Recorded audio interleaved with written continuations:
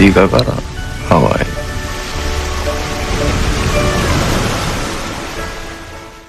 김어준의 뉴스공장.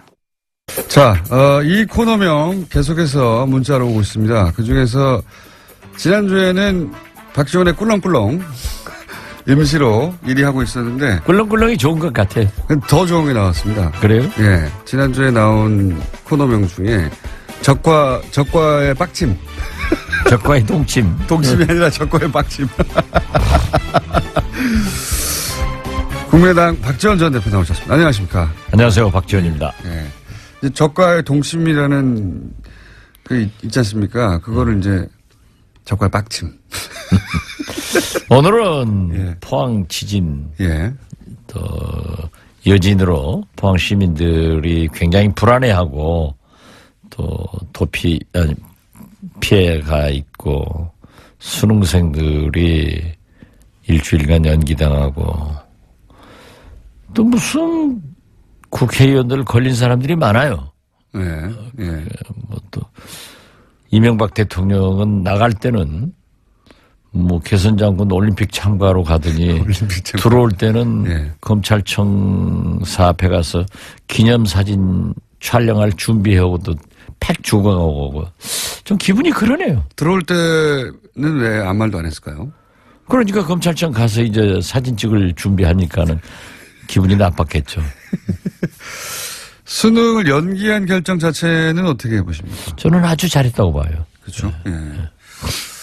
자, 그렇게 이제 시작을 해서 일단 몇 주 전부터 얘기하셨던 국민의당과 바른정당 연대 혹은 뭐 합당 이거는 뭐 안 된다라고 계속 오판이다 하셨잖아요. 최근이 아니죠. 어제 그저께 물론 뭐 당대표가 되어서 인사차 만난 것도 있지만 핵심적인 그 관심사는 이제 혹시 또 합당하느냐 혹은 연대하느냐 뭐 어떤 거기서 상견례한 이후에 뭔가 물밑에서 뭔가 있지 않을까 뭐 이런 생각들 많이 하지 않습니까? 자꾸 얘기했지만 계속 군불은 떼더라고요. 예. 또 연기도 많이 나요. 요즘은 아주 많이 나요. 연기가 많이 나요. 네. 그러니까 그 연기 맞다가 콜록콜록 기침만 하고 있는데 그래도 또 안철수 대표께서는 의지가 강한 것 같습니다. 그죠? 아주. 왔다 갔다 하니까 모르겠어요. 왔다 갔다 하지 않고 약간 주춤했다가 계속 같은 방향으로 가고 있긴 하는 거 아닙니까? 그러니까 이렇게 좀 몰아가는데 예. 상황을 봐가면서 이러다가 우리는 가랑비에 옷 젖는 것 아닌가.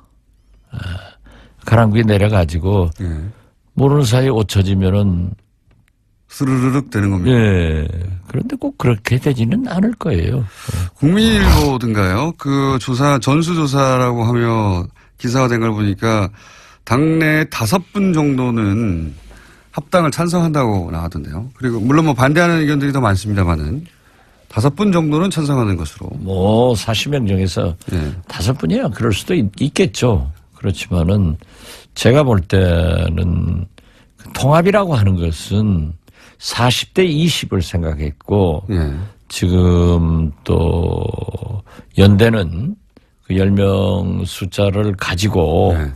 우리에게 함께 하자 하는 것을 의미하는데 사실 원내 의석 한 석이 엄청나게 중요한 건 사실이에요. 예. 그렇지만 우리가 여당도 아니고 제일 야당도 아니고 40석에서 뭐 대석 붙여봐야 예. 거기서 거긴데 뭘 연대한다는 거예요.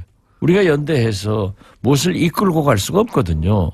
그리고 연대를 한다고 하는 것은 사실 방송법 개정 같은 것은 한국당이나 바른정당, 우리 민주당이 해서 국민의당이 해서 예. 민주당이 반대하고 있는 것을 설득하는 그런 것도 있을 거고 예를 들면 적폐청산 같은 것은 민주당과 해야 되고 이런 건데 그렇게 딱 둘이 하겠다 하는 것은 저는 좀 명분상에도 그렇고 정치적 실리 면에서도 조금 전응아들이 하는 것 아닌가. 전응아들이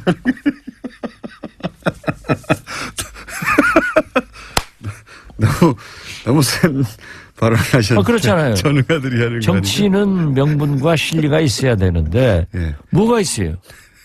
명분이 있어요? 실리가 있어요? 둘 다 없다고 보시는 거죠. 네, 그렇죠. 그러면 왜 그렇게까지 밀어붙이는 걸까요? 지금 어쨌든 반대의 목소리가 나오니까 약간 주춤했다가 계속 한 방향으로 가는 것만은 분명히 보입니다. 안철수 대표 입장에서는. 저도 그렇게 보고 있어요. 예. 그렇기 때문에 왜 그렇게까지 하는 걸까요?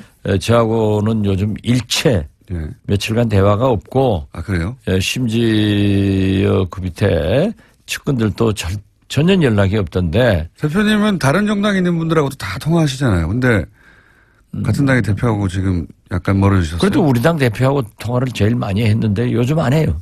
그래요? 예. 전화가 안 옵니까? 예. 저도 할 일이 없고. 그래서 아무튼 저는 그래요. 소원해주셨군요. 지금 바른정당이 예. 11석이 남았는데 어제 보도도 보면은 대석은 서너 명 더 갈 수도 한국당으로 있다. 간다. 예. 6명 내지 3명이에요. 그랬을 때 뭐가 필요한가?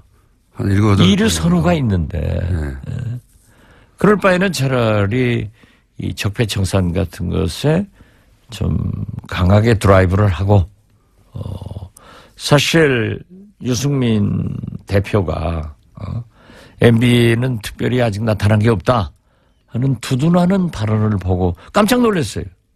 제가 볼 때는 MB는 저는 박근혜보다 더 나쁜 사람이라고 생각합니다. 그렇게 생각하시는 이유는 뭡니까?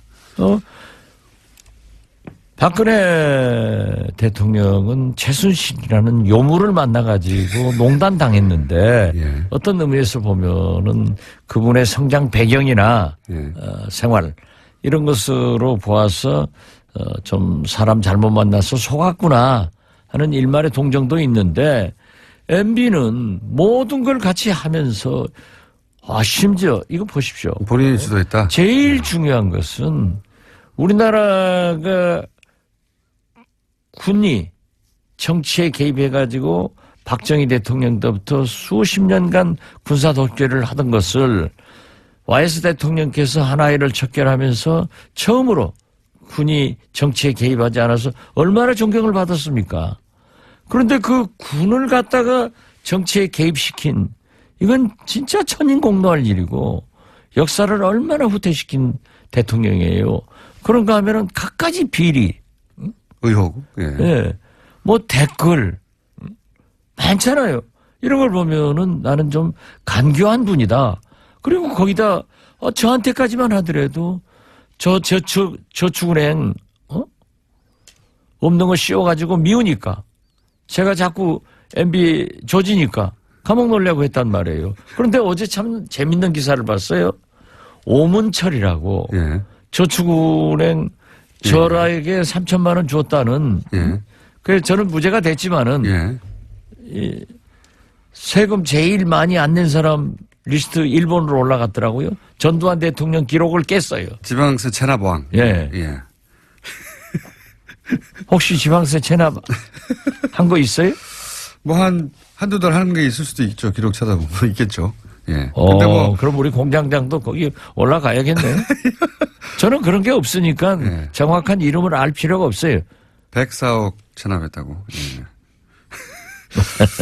자, 그런데 그렇게 유승민 대표가 옹호할 때 오히려 공격해야 되는데 같이 적폐청산을 이렇게 힘을 주지 않고 오히려 이렇게 자꾸 연대 쪽으로 관심을 가진 이유가 정말 중요한 이유가 뭘까요?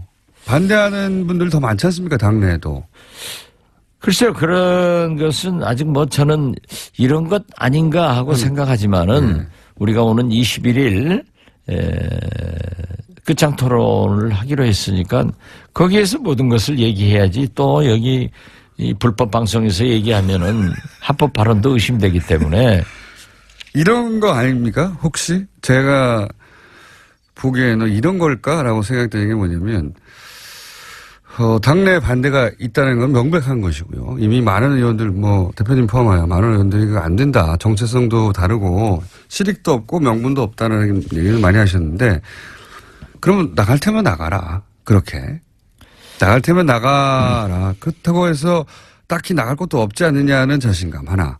혹은 실제 나간다 하더라도 그 나간 부분은 바른정당에 이제 잔류하시는 분들이 들어와서 메꾸고 그래서 당을 조금 보수한 다음에 자유한국당에서 아마도 틀림없이 온전히 계속 다음 대선까지 가지 못할 것이다. 그럼 거기서도 또 사람이 좀 나와서 우리가 양극단의 세력이 아니라 중도다 하는 틀을 만들기 위해서 이제 밑작업을 시작한 것이다. 이렇게 큰 그림에서 보면 그런 거 아닐까요? 제가 볼 때는 뭐 부분적으로 맞는 부분도 있는데 뭐 공장장 실력이 어디 그 정도 가지고는 분석이 안 되고 제 분석은 명확해요. 예, 어떻게 되는 겁니까? 나갈 테면 나가봐라. 예, 그거 있고요. 너희들이 어디로 가겠느냐. 그런데 그걸 믿었다가 그렇게 얘기했다는 큰 코 다칩니다. 그래요? 예. 그렇다는 얘기는 나갈 수도 있다는 거네요? 그렇게 그 지능이 좀 공장장 정도 되면은 자꾸 그렇게 묻는데 또 제 지능 정도 되면은 항상 여백을 남겨두는 거예요. 한번 생각해 보라고. 정치자들이 그걸 생각해야 계속 듣는 거예요. 네, 알겠습니다. 나가실 수도 있고. 이 정책 연합에 대해서는 나는 그 반대는 하지 않습니다. 그렇지만은 무엇이 우선순위냐 이거예요. 이 시대에. 이 시대의 우선순위는 적폐청산과 개혁에 있어요. 그런다고 하면은 이명박 박근혜 적폐청산이나 국정원 이런 문제에 대해서는 민주당과 연합이 돼야 되고 방송법 개정은 민주당이 약속하고 냈던 것을 안 하기 때문에 한국당과도 연합할 수 있다. 케이스 바이 케이스로 연합할 수 있는데. 그렇죠. 그렇기 때문에 이것은 그렇게 강조할 필요성이 없는 거다. 당연히 해야 하는 일이다. 정책연대는. 그런데 제가 세 번째로 유승민 대표가 과거에 햇볕 정책, 그 탈호남 이런 얘기를 하다가 많이 변했더라고요. 그 변한 것은 좋은 의미로 변하면 좋은 거예요. 좀 유연해졌다? 유연해진 건 사실이에요. 그런데 그게 감춰진 발톱이 보일 수도 있다. 그렇기 때문에 우리도 그렇게 믿어서는 안 되는데 아무튼 유연해진 것은 좋다고 저는 받아들이고요. 그런데 중도 보수를 얘기를 했어요. 중도 보수. 그러면서 1차적으로 국민의당 다음 한국당과 한다. 하는 것을 1차적으로 바른정당 그다음에 다음 한국당. 아니요. 유승민 대표도 1차적으로는 국민의당, 유승민 대표도 2차적으로는 한국당 그래서 보수 대연합을 한다.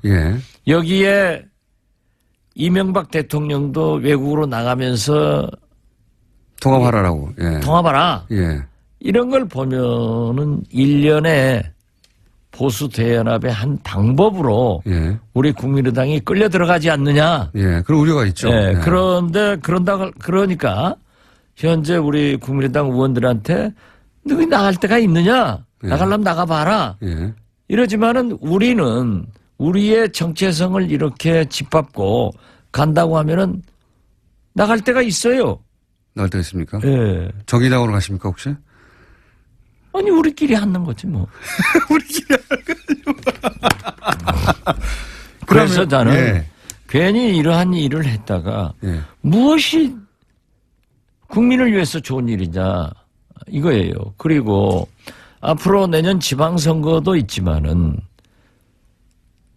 총선도 있고 내년 지방선거 3년 있으면 총선 4년 있으면 대통령 선거가 줄줄이 우리나라 선거가 이어지고 있잖아요.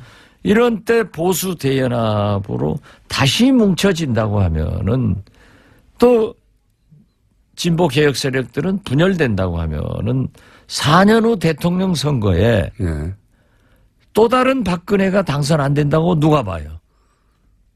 그래서 우리는 지금 현재는 정체성을 중심으로 자기의 맡은 바 국가 대개혁에 매진하자 이런 것입니다. 대표님이 걱정하시는 거는 국민의당이 보수 대연합의 도구처럼 일부처럼 이용될까 봐 걱정하시는 거잖아요. 그렇게 이용된다고 하면은 저는 절대 정치를 안 하죠. 함께 안 합니다. 그런데 이제 그래서 유승민 대표도 국민당하고 나중에 자유한국당과도 어떤 중도 보수 연합을 생각하시는 거고 유승민 대표 입장에서는 안철수 대표 입장에서는 자 뭐 호남에서 일부 반대하는 의원들이 있는데 나갈 테면 나가고 그렇게 그 강한 진보의 색깔은 좀 떨쳐내고 중도 보수를 본인을 중심으로 생각해서 국민의당의 일부와 바른당 일부와 그리고 자유한국당에서 일부 떨어져 나온 분들 해가지고 이렇게 또 본인이 중심이 된 당을 생각하고 그 중간에 이제 만나는 지점이 유승민 대표하고 있어서 유승민 대표와 본인이 경쟁해서 그 당에서 이기고 그 다음에는 대선 후보가 되고 이런 구상 아닐까요? 뭐 안철수 대표가 여러 그림을 그리겠지만 예. 뭐 2012년 대통령 선거부터 지금까지 대통령 그림도 실패했고 예. 또 박원순 시장 서울시장 4년 전 그 서울시장 그림도 결국 지금 자기가 시장을 나오려고 하더라도 그렇게 큰 당선 가능성이 있는 건 아닌지 알아요. 지금은 그렇습니다. 예. 지금 기준으로는. 그렇기 때문에 저는 그림 잘 못 그리는 사람이로 봐요. 그림 잘못 그리는 사람. 그런 그림인 것 같긴 하죠. 제가 방금 얘기한. 유승민 대표는 유승민 대표 중심으로 이제 통합의 그림을 그리고 안철수 대표는 안철수 대표 중심의 통합을 그리는데 첫 단계인 어쨌든 국민의당과 하는 게 더 좋겠다고 하는 거에서 지금 의견 일치를 봐서 이렇게 가까이 가고 있는 것 같은데. 그런데 그럼 둘이 다 두 그런 사람이 것은 예. 있는데 그게 되겠느냐 이거예요. 두 분이 그리고 만약 명분도 없고 예. 실리도 없다. 이렇게 저 바른정당이 깨지지 않고 예. 20석이었다고 하면은 국민의당 40, 바른정당 20% 해가지고 60석이면 상당한 영향력을 행사할 수 있었는데 예. 바른정당이 깨져가지고 한국당으로 가버리니까 한국당의 의석은 껑충 뛰고 바른정당은 원내 교섭단체도 없어지고 또 우리한테 오더라도 우리가 의석수가 예. 국회에서 의결시킬 만한 힘이 없거든요. 예. 그러니까 우리하고 합쳐서도 또 우리는 민주당하고 하든 한국당하고 하든 이런 의미니까 그렇게 실력이 없다는 거예요. 그게 이제 대표님의 일관된 말씀이신데 제 말은 뭐냐면 안철수 대표 입장에서 보자면 유승민 대표의 바른정당이 20석 정도 되면 이게 마음대로 할 수 없는데 이게 10석으로 줄어들고 숫자도 줄어드니까 10석 줄어든 게 아니라 더 들어요. 뭐 하여튼 그러면 숫자는 줄어들어서 다루기는 쉬워지는데 중도 보수의 이미지는 가지고 올 수 있으니까 더 좋지요. 안철수 입장에서는. 그러면 우리 진보의 이미지는 나가요? 그렇게 해서 나가더라도 이 보수 쪽으로 좀 옮겨가야 되겠다 이런 그런 생각은 하실 수 있겠지만 예. 저는 그것이 안철수 대표가 성공할 수 있는 길이 아니다. 길이 아니다. 예. 그래서 이렇게 지금 20일 날 대토론회 하면 결론이 어떻게 날까요? 개판될 것 같아요.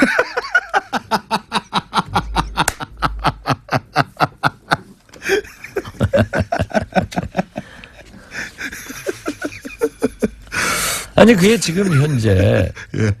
어제도 몇 사람들 만나보면 삼삼오오 만나보면은 안 된다는 것도 강하고 응? 하겠다고 하는 사람들은 안철수 대표도 안 한다고 그래요. 예. 지금 현재 말씀은. 그러니까 안철수 말씀을 저는 믿고 있어요. 그런데 그 주위에 있는 한두 사람은 또 계속 라디오에 나와서 하겠다고 하니까 회의 석상에서 나와서 자기들끼리 회의니까. 예. 지도부는 자기들이니까. 거기서 하고 있으니까 우리야 모르죠. 그런데 우리끼리 모이면 또 이건 절대 안 된다. 한 가지만 여쭤볼게요. 더 시간이 다 돼가지고 오늘은 좀 짧으네요. 얘기가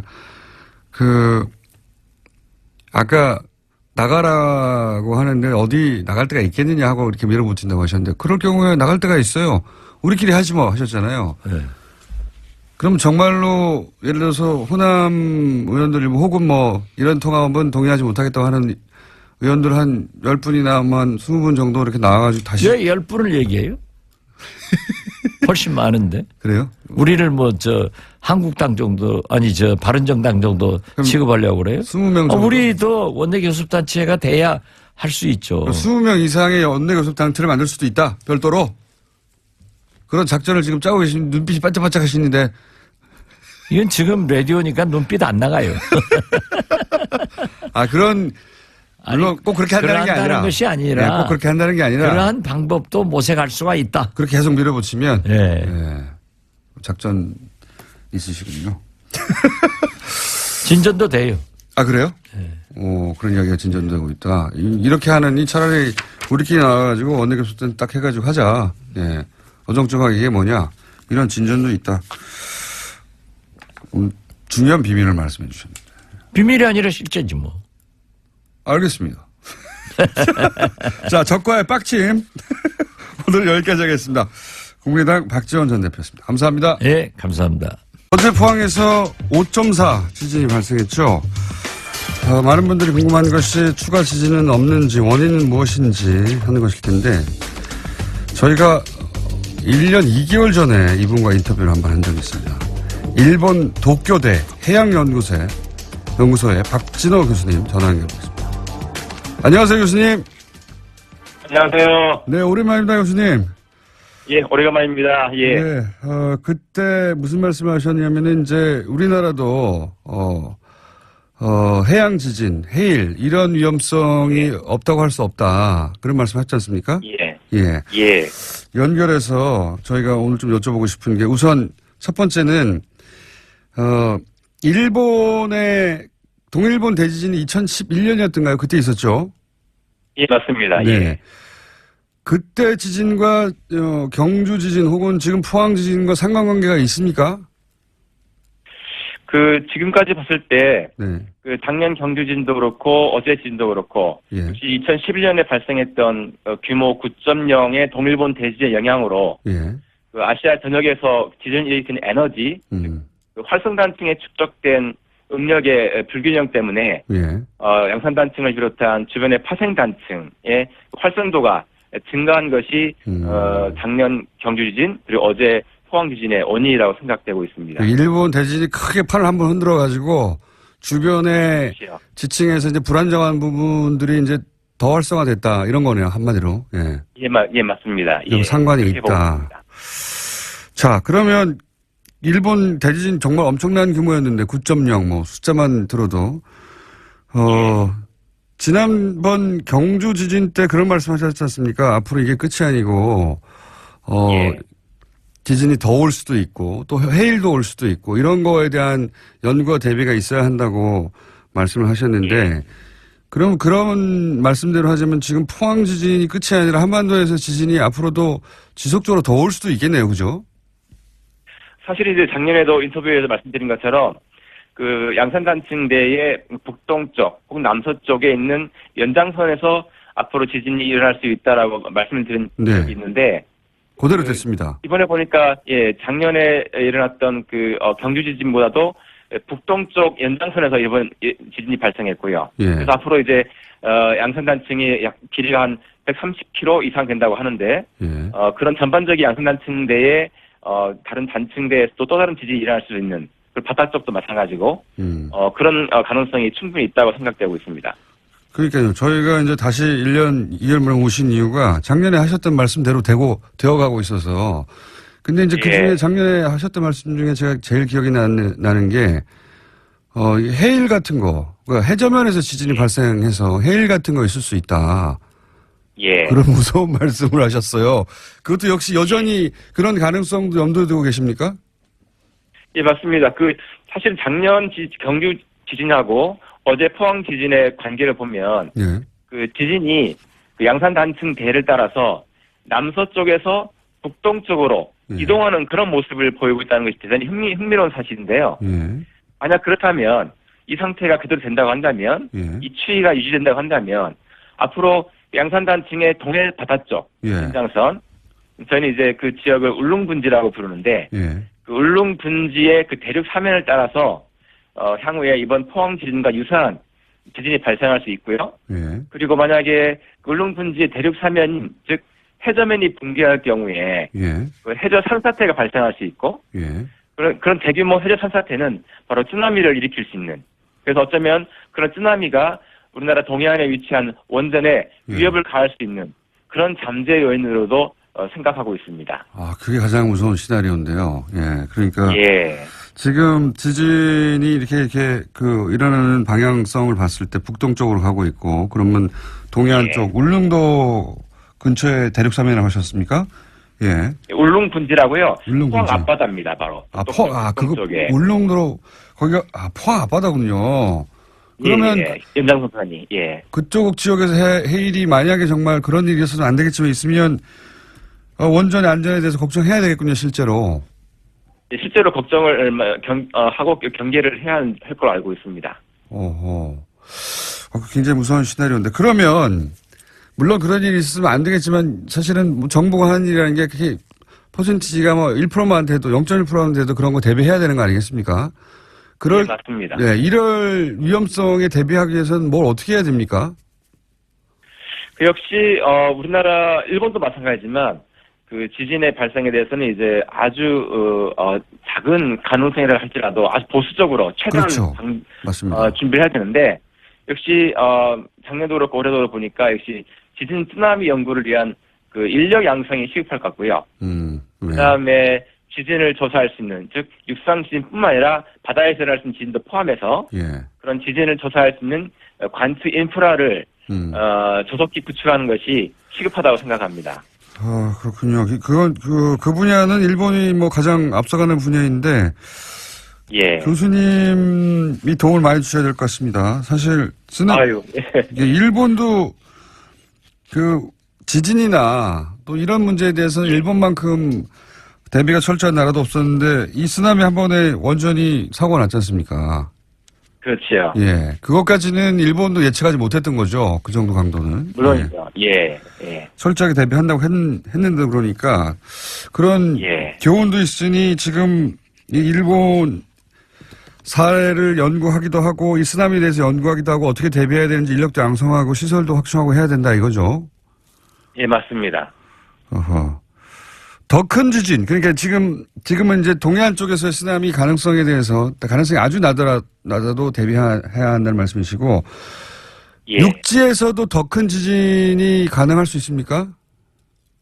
사실은 이제 어제 지진 난 것이 전진인지 본진인지 아직 확실하지 않다는 것이 문제가 되고 있고요. 우리 언론에서는 본진이라고 얘기하는데 이게 본진이라고 딱 단정할 수 없나요? 그렇게 저는 단정하기 어렵다고 보는데, 그 이유는 아시는 것처럼 2011년 동일본 대진이 일어났을 때 그 본진이 일어났던 3월 11일 날 이틀 전에 바로 규모 7.3의 전진이 일어났고, 그래서 이제 이틀 후에 났기 때문에 어제 지진 난 이유가 이것이 전진인지 본진인지 알려면 앞으로 2, 3일이 최대한 고비가 될 것 같고요. 또 한 가지는 연쇄 지진입니다. 사실 이제 잘 아시겠지만 작년 4월에 일본 큐슈 지방에 구마모토에서 커다란 지진이 연쇄적으로 발생했지 않습니까? 그 지진 자체는, 구마모토 지진 자체가 이번에 양산단층에 일어났던 이번에 지진과 아주 유사한 그런 성질을 갖고 있어요. 그래서 작년 4월에 구마모토 지진 경우도 그 4월 14일에 규모 6.5 지진이 발생했고, 그다음에 하루 뒤엔 15일에 규모 6.4, 그리고 이틀 뒤인 16일에 규모 7.3의 지진이 연쇄적으로 발생했습니다. 특히 이런 양산단층 같은 수평이동 단층의 경우에 연쇄적으로 지진이 발생할 수 있기 때문에 앞으로 2, 3일을 최대한 경계하는 방편이 좋겠습니다. 그렇군요. 우리 언론에서는 뭐 5점 몇 정도면은 이게 본진이라고 보고 이제 뭐 여진 정도 있을 것이라고 했는데, 그게 아니라 일본의 사례를 보면 일본에서도 7점 뭐 몇이면 이게 본진이라고 생각했는데 며칠 있다가 9.0이 왔다는 거죠. 맞습니다. 이틀 뒤에 일어났었죠. 동일본 대진 경우에. 그러니까 이게 본진이라고 단정할 수는 아직은 없다. 2, 3일 더 봐야 된다. 그래서 2, 3일 정도 2, 3일이 아마 최대 고비일 것 같습니다. 알겠습니다. 저희 오늘은 그 정규 코너들 때문에 짧게 하는데요. 그 해일과 관련된 이야기, 해저 지진에 대한 이야기는 저희가 따로 한번 시간을 마련하겠습니다. 그 얘기는 좀 자세히 들어야 될 것 같아요. 가능성이 아무리 낮더라도. 준비하겠습니다. 감사합니다. 알겠습니다. 오늘 말씀 여기까지 듣겠습니다. 감사합니다. 감사합니다. 일본 도쿄대 해양연구소 박진호 교수였습니다.